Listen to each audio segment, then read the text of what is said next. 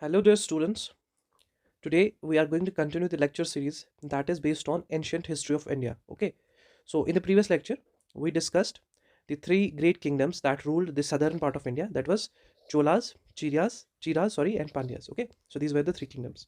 Now, uh, before that lecture, we actually discussed Guptas. Okay, and the Guptas almost covered this entire part of India, which I have highlighted here. Okay, and it also constituted some parts of Afghanistan and present-day Pakistan. Okay, now after Gupta's, this gap actually, was left in the northern and western part of India. Okay, now this Pushyabhuti dynasty comes here in picture because this gap is actually filled by this Pushyabhuti dynasty. Okay, what is this Pushyabhuti dynasty and what is the history related to it?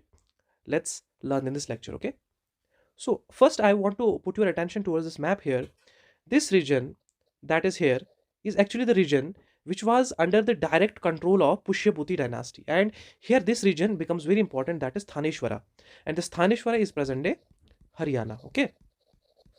And it is from this place where this dynasty began. Okay. And also to tell you here that this Pushyabhuti dynasty is also called as Vardhana dynasty. Why Vardhana dynasty? Because all the names and all the important rulers ended up with the name Vardhana. Okay. Which I'll be discussing here. Okay, but so this is the gap that was filled. Okay, but what about this area and these areas? Okay, who ruled there?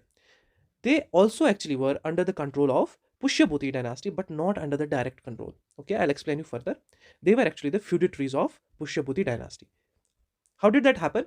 I'll explain. Okay, so first let's learn about Pushyabhuti dynasty. So who was the founder of Pushyabhuti dynasty? It was Prabhakar Vardhana, okay, or Prabhakar Vardhan, and he just founded it on the, or we can say present day, near Haryana, that time called Thaneshwar. Okay, now before moving ahead, I want to give you some important detail about the family tree that was there during Pushyabhutis. Okay, because I think if I won't mention that, the lecture will get confusing because the names will come again and again. Okay, so I will start with this founder, that is Prabhakar Vardhan. Okay, so Prabhakar Vardhan had a daughter called Rajashri. Okay, Rajashri, and he also had a son named Rajavardhana. Okay, Rajavardhana, and the younger son Harshvardhana. Okay, Harshvardhana, and Harshvardhana is also known by the name Harsha. Okay, now this is it.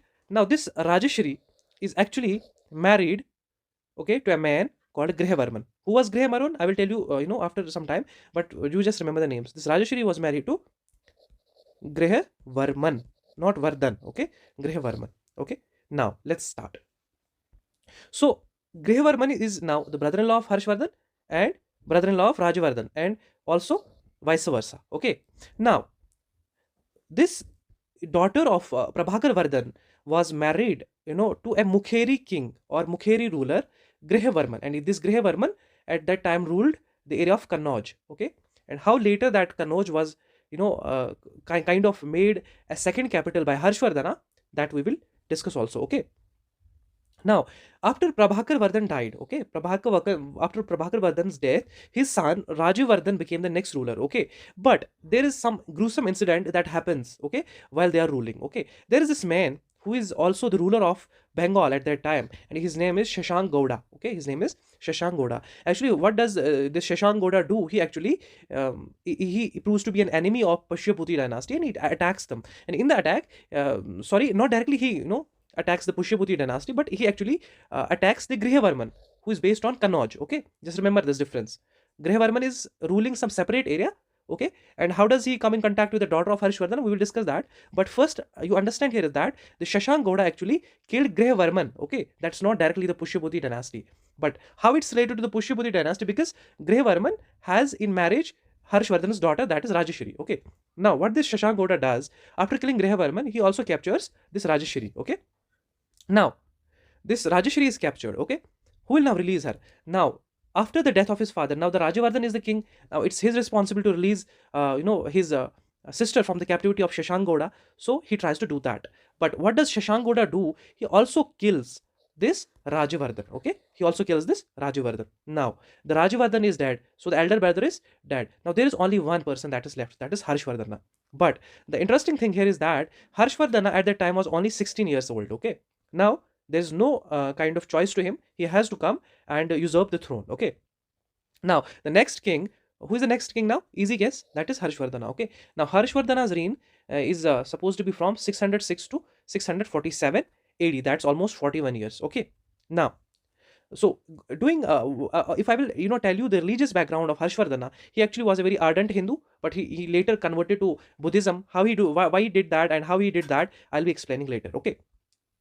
Now, this Harshvardhana, about him, he actually married a woman called Durgavati. Okay, he married a woman called Durgavati, and Harshvardhan and Durgavati had a daughter and two sons. Okay, I'm talking about Harshvardhana. Okay, this is not Rajeshri. This is the daughter of Harshvardhana and two sons. And this daughter later was married to a person called Dhruvabata. Okay, Dhruvabata or Dhruvabata. Okay, this Dhruv Bhatta, who was this Dhruv Bhatta? Actually, there was a war between King of Vallabi. Vallabi is actually present in Gujarat. Okay, so there was a war between King of Vallabi and Harshvardhana, and Harshvardhana defeated King of Vallabi. Now he spared his life, and kind of there was a pact between them, and this Harshvardhana, gave his daughter to this Durva Bhatt. Okay, and Durva Bhatt married his daughter. Okay, this was a kind of extension of the territory with the matrimonial alliance kind of a technique. Okay, this is all what other kings used to do. Okay, marrying so that they could control that area also. Okay, now this Vallabi was under the control of Harshvardhana. Okay, and also Harshvardhana had two sons, and there is this fact about these two sons that they were killed by his own ministers. So this is a moment of disappointment. Why? Because if both the sons are killed, means there is no proper lineage, or there is no proper heir that is going to usurp the throne after Harshvardhana's death. This is why we will see that after Harshvardhana's death, the entire empire of Pushyabhuti kind of disintegrates and vanishes, because there is no heir left. Okay. Now Harshvardhana has to take the revenge of his family's demise, because his brother is killed, and also his sister is captured, and also his brother-in-law is killed. Okay, now he has to take revenge. Now how he will take revenge? He was not stupid. Okay, because he knew that Shashank Goda was a formidable enemy. Okay, and he could not be defeated easily. So he made alliance with another local king, and I don't remember the name of the local king right now, but he was a king of another territory, and they together went towards Bengal, and that is what led that's what led Shashank Goda to flee and leave Bengal. And it almost took Harshvardhana 13 years to defeat him and to take Kannauj from him. This is where Harshvardhana makes Kannauj his second capital. Okay, I hope it's clear. Okay, now uh, I will move before I will move ahead. Before that, I want to put your attention towards this map again here, because see, at that time when the Harshvardhana was ruling, there were other dynasties that were ruling in the south. For example, here there were Cholukyas, and here there were Pallavas. Okay, and also Cheras and Pandyas were ruling their territories. But at this time, the important fact is that during the Pushyabhuti dynasty, Cholas were no more existent. Okay, so Cholas had already finished. Okay, so there were no Cholas, but this Chalukyas and Pallavas were there. Okay, now this Harsha wanted to extend his territory towards further south, but this Chalukyas ruler Pulksen, okay, you remember the name Pulksen, Pulksein, Pulksen defeated Harsha, and he made his attack kind of useless. Okay, now Pulksen defeated Harsha, and they together had a pact. That pact is recorded in an inscription that is called eye hole inscription. Okay, eye hole inscription, which mentions that you see this yellow line here. This is actually Narmada river. Okay, and this Narmada river was set as the boundary. Okay, and who set this Narmada river as boundary? It was Pulksen II. Okay, Pulksen II of Cholakya dynasty, and it happened in 618 AD. Okay, now this Narmada was set as the boundary between the two, Harsha's empire and Cholakya's, and there was this pact that no one will try to cross the Narmada or the territories beyond Narmada, and no one will try to capture each other's territories. Okay, now this is what I have mentioned in the note, that Pulksen defeated Harshvardhan when he wanted to annex further south. So this is it. Okay, now as you can see here, one more thing I want to add here, that so these are the dynasties that Harshvardhan directly controlled. Okay, or these were the territories. So what about this area of Kashmir? What about this area of Punjab? Whatever this area of Sindh? These areas were also actually under the control of whom? Pushyabhuti dynasty or Harshvardhana, but they were his feudatories. Feudatories. What does the word feudatory means?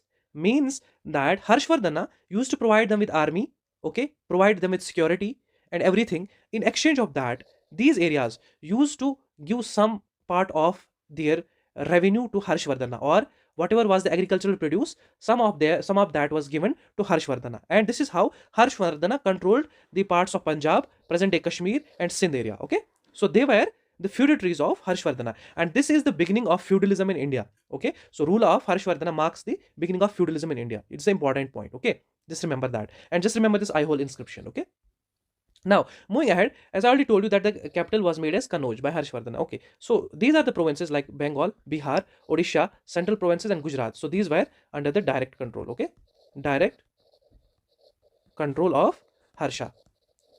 Okay, now these areas of Kashmir, Nepal, Sindh, and it also includes the area of Punjab and Jalandhar. And this area was these areas were the feudatories of Harsha. Feudatories of Harsha. I hope it's clear. Okay. Now, what are the other important facts? The important fact is that it was the time, or it was during the time of Pushyabhuti dynasty, or it was during the time of Harshvardhana, that a Chinese traveled to his kingdom. What was the name of that Chinese traveler? It was Hyung Sang. Okay, Hyung Sang, and Hyung Sang is famous for his book Siyuki. Okay, so Siyuki is the book that is written by Hyung Sang, and Siyuki, from this book, there is this incident that during the Harshvardhana's time, even the pettiest crimes, or even the smallest crimes, had severe punishments. Okay, and even through that strict law and order, there were still streets that were full of robbers and plunderers. Okay, so that strict law and rule and punishment could also not stop them. Okay, also Harshvardhana had a court poet, namely Banna Bhatta. Okay, or Banna Bhatt, and Banna Bhatt is famous for his work that's called Harsha Charitha. Harsha Charitha actually is the life account of Harshvardhana. Okay, now apart from this, being a huge military conqueror, or the territory conqueror, this Harshvardhana is supposed to have had some talent of writing. Okay, now these Sanskrit works, namely Ratnavali, okay, Priya Darshika, and Nagananda, these are the very important works of Sanskrit. They are credited to have been written by Harshvardhana. Okay, I hope it's clear. Okay, now, after Harshvardhana turned towards Buddhism, because it was under the influence of Hyung Sef, and influenced by his techniques and influenced by his education and religion, he actually converted to Buddhism. Now, after he was converted to Buddhism, he almost donated all of his entire wealth to charity. And to put it into the particular numbers, he actually gave 1/4 of total revenue always to the charity. Okay, and now this there is this incident of this Chinese Song ruler, who actually was a Chinese ruler, and he sent an envoy, or he sent a representative or ambassador, whose name was I Sang. Just remember the name, I Sang, to meet the Harshvardhana, because he was so inspired by this Harshvardhana that he sent this envoy I Sang to meet him. Okay, now this I Sang was kind of traveling towards Harshvardhana's empire. So before he could reach there, the Harshvardhana had already passed away or died. Okay,